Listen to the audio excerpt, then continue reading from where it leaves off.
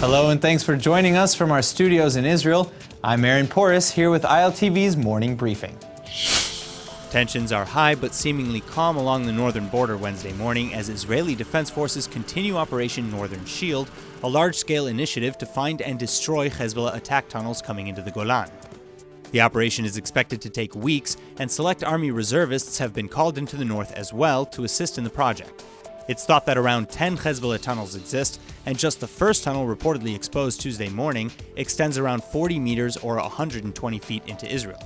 It's also about 25 to 30 meters or 100 feet deep through limestone and uneven terrain and will take days to demolish. Further, though the IDF says that the tunnels aren't yet operational, they are likely manned, as shown in a video the IDF presented during Tuesday's press conference.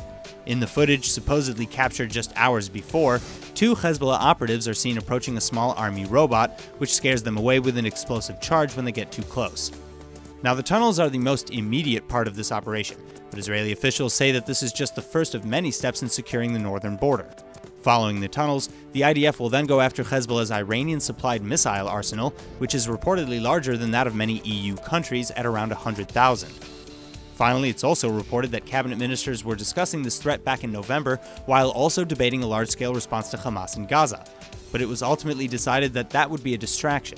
For this reason, Prime Minister Netanyahu apparently insisted on holding the defense portfolio himself after Avigdor Lieberman's resignation. Prime Minister Netanyahu chaired a meeting of the Ministerial Committee on Violence Against Women on Wednesday morning. In his opening remarks, he equated violence against women with terrorism and said that the government needs to help women victims of violence while at the same time giving a, quote, punch in the face to abusive husbands.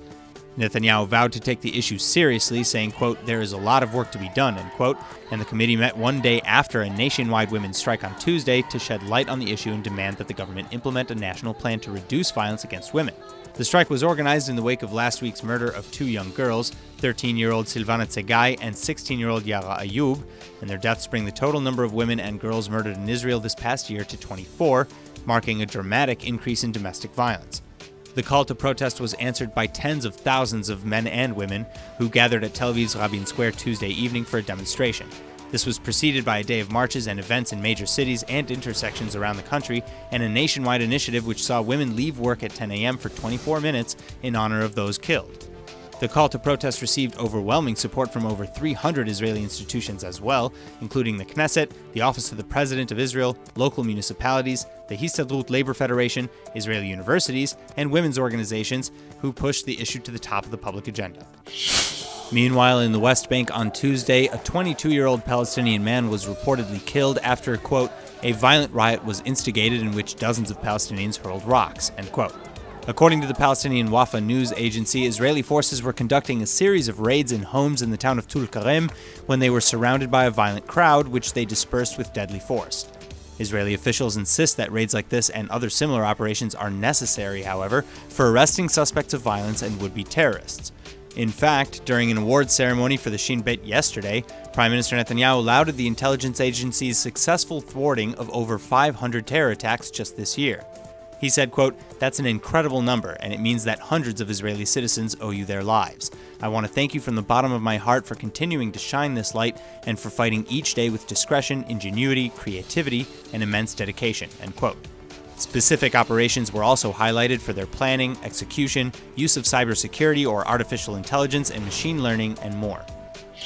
A handwritten letter by Albert Einstein in which he offers his thoughts on God and his Jewish identity has just sold for $2.9 million at an auction in New York.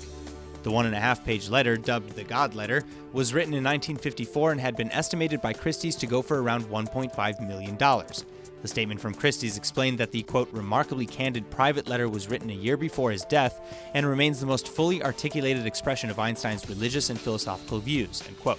In the letter, which was written in his native German to German philosopher Erich Gutkind, Einstein writes, quote, the word God is for me nothing but the expression and product of human weaknesses.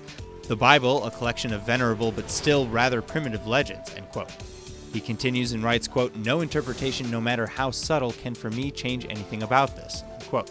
The physicist also discusses his own Jewish identity, writing that, quote, for me, the unadulterated Jewish religion is, like all other religions, an incarnation of primitive superstition. He adds that the Jewish people to whom I gladly belong and in whose mentality I feel profoundly anchored, still for me does not have any different kind of dignity from all other peoples, end quote. This is not the first time Einstein's letters have been put up for auction. Just last year, a note he penned on happy living sold for $1.56 million in Jerusalem. That's all for now. I'm Aaron Porras, and see you later with our main daily broadcast from Israel at 2 p.m. Eastern Time.